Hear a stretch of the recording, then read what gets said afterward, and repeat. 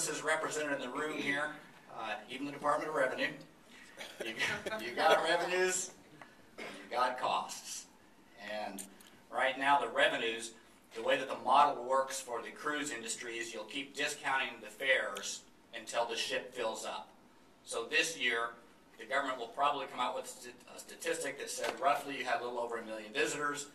You got the same number of people, but they spent probably 30 to 40% less right now. Princess is offering a 7-day cruise going to Whittier, and I believe it was $299. I could sell my house and live on that ship. And I'm thinking about it. So from a 30 to 40% discount, the revenue side for the industry itself is way down. And you don't know what the implications are going to be of that with who gets on there, how much cash they have in their pocket, what does it do to sales tax revenues for the 900,000 people that visited Ketchikan, for the 220,000 people that visited Fairbanks, what happens to Seward, what happens to Whittier?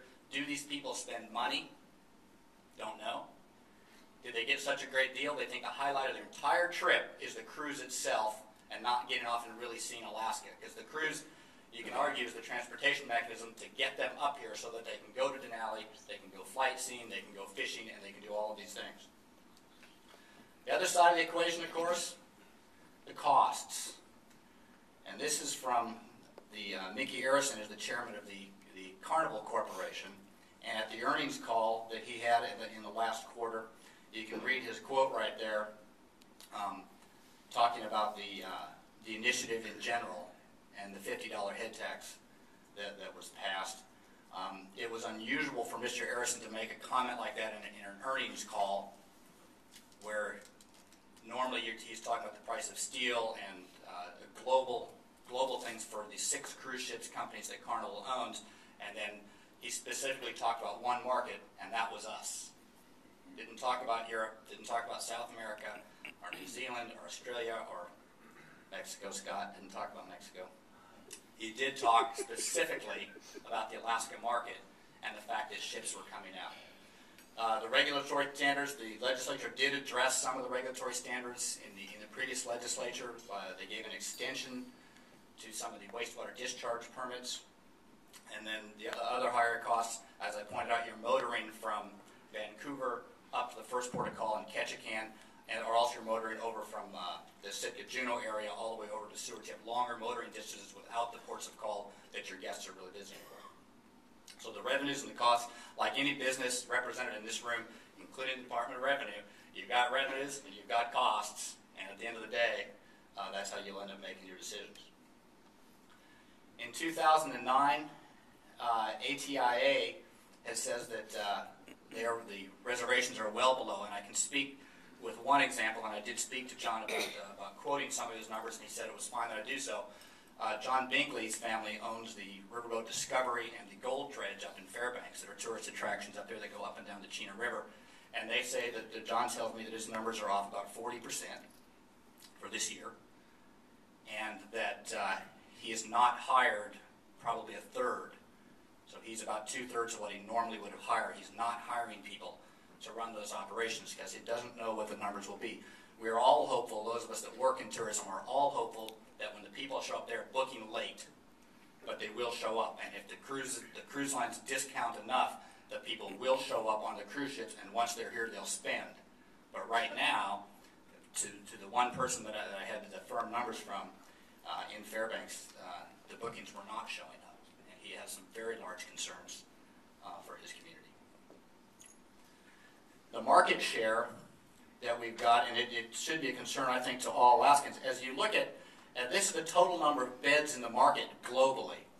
More and more ships coming online, and they're deployed everywhere. There are cruise companies that will go, you name it, there's a cruise company that goes there with a load of people.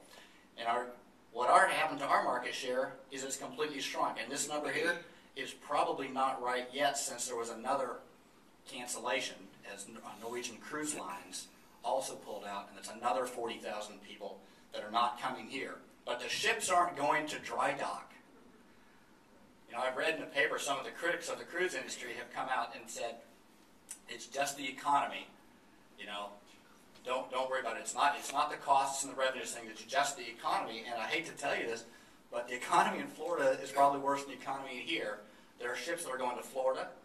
NCL's ship went to Europe. The world economy is the same as our economy, but the ships are leaving here. And that means the marketing dollars that follow those ships, as we, in the cruise industry, you try to talk somebody into going to Alaska. And if 40,000 people left, that percentage of those marketing dollars is now trying to talk those same people into going to the Caribbean or going to Europe. They're going to try to fill up that ship no matter where the ship goes. The environmental issues that we spoke about, I'm going to speak very briefly about this.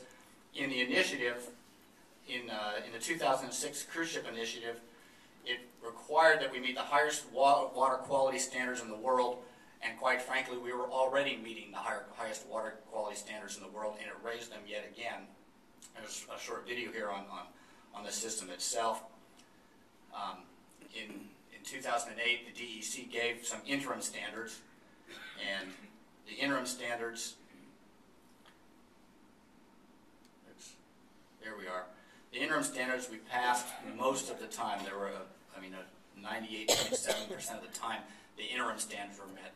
To make the standards that were met in the initiative, and I won't get into, you could get an entire presentation just on the wastewater, which we've done before.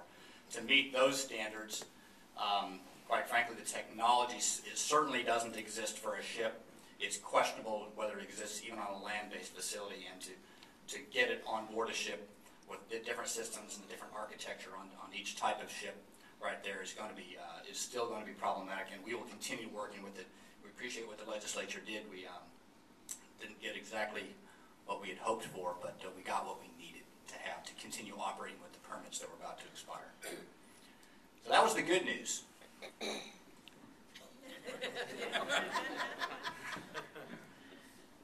In 2010, as I said before, it says now you're going to have to be competing with the Alaska market, all of those dollars that marketed people, that tried to talk people to come up here. And that will